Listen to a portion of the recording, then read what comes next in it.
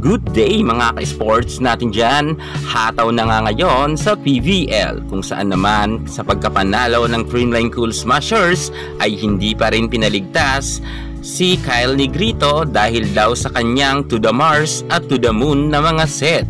Ano kaya ngayon ang masasabi ng ating Kyle Negrito pahinggil nga sa mga nabubuhay na naman ng mga bashers niya? Alamin natin ang buong detalye. Pero bago ang lahat, subscribe ka muna.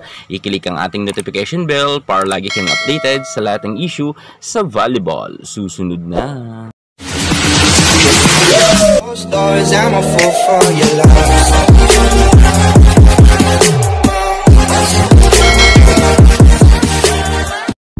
Sobrang maraming ang natutuwa kahapon at kinabahan dahil nga sa laban ng Farm Fresh Foxes versus Creamline Cool Smashers. Nanalo man sila pero sa set 1 ay nahirapan nga sila kung saan nasungkit pa ng Farm Fresh ang first set sa score na 36 at 34 nga sa Creamline. At pagdating naman sa second set, dikit pa rin ang laban at panalo pa rin ang Creamline naman. At third set, fourth set, dito na talaga nagpakitang gilas ang Creamline at unti-unti na talagang bumaba rin ang laro ng Farm Fresh Foxes. Ngunit mga ka-sports, alam nyo ba na hindi talaga satisfied ang ibang mga nanonood sa performance nga ni Kyle Negrito at madalas nga siya talagang i-bash kahit sa live at ngayon ay pilit pa rin ikinukumpara nga siya kay Gia Amazing. Maraming nagsasabi na malayong malayo daw talaga itong si Kyle Negrito kay Gia Morado de Guzman. Pero alam nyo ba mga ka-sports natin dyan, kahit marami man mga bashers,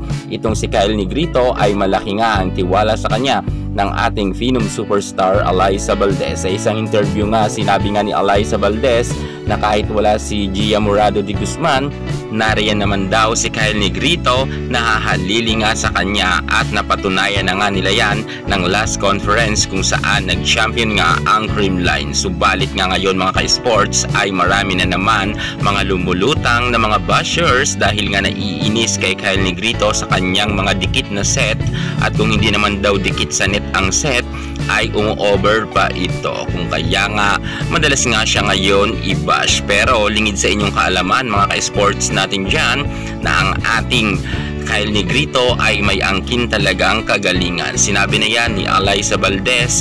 Kung kaya nga mga ka-sports, kita naman natin na kahit medyo sumasablay nga sila ng first set at ng second set ay dikit pa rin ang laban na itawid pa rin ito sa panalo ng Creamline. Syempre dahil rin yan kay Kyle Negrito. Magaling naman talaga si Kyle Negrito. Medyo talagang marami kasi nagsasabi na baka daw lutang pa itong si Kyle sapagkat galing pa sa bakasyon.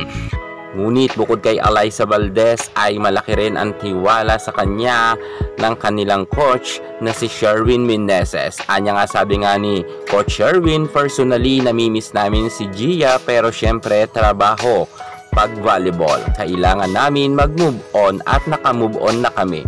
Yung nilalaro ni Kyle ngayon, sobrang taas talaga. Syempre, namimiss namin si Gia pero si Kyle ang talaga ang kumbaga pumalit kay Gia. Lahat ng pressure nasa kanya. At pahabol pa nga ni Coach Sherwin, nalalagpasan naman daw ni Kyle ang lahat ng mga pagsubok sa loob ng court.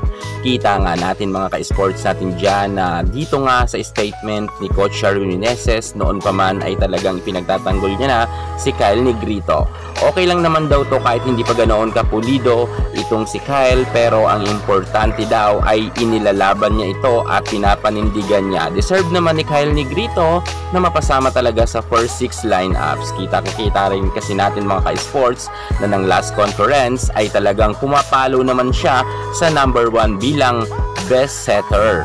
Halos nag-aagawan nga sila noon ni Boss D sa pagiging top setter. Pero nakakagulat talaga dahil naungusan nga sila ni Kayuna. Ibig sabihin, kinakailangan pa talaga magpursige ni Kyle Negrito para magkaroon na rin siya ng award bilang best setter dito nga sa PVL. Okay lang naman yan kahit marami siyang bashers, importante malaki ang tiwala sa kanya ng kanyang mga kako-teammates at higit sa lahat ng kanyang coach. Atin nalang suportahan ang ating Kyle Negrito. Ganun naman talaga ng last conference nga ay napa-champion nila ang kanyang team dahil yan sa mga set ni Negrito. I'm sure ngayon conference ay mas mataas na ang level ng ilalaro ni Kyle Negrito sa mga susunod na laban dahil sila nga ang defending champion. Ngayon, ang mga bashers nga ay talagang nanggagalaiti sapagkat panalo na naman ang Creamline. Yan muna ang pinaka-latest natin sa mundo ng volleyball. Thank you so much. God bless.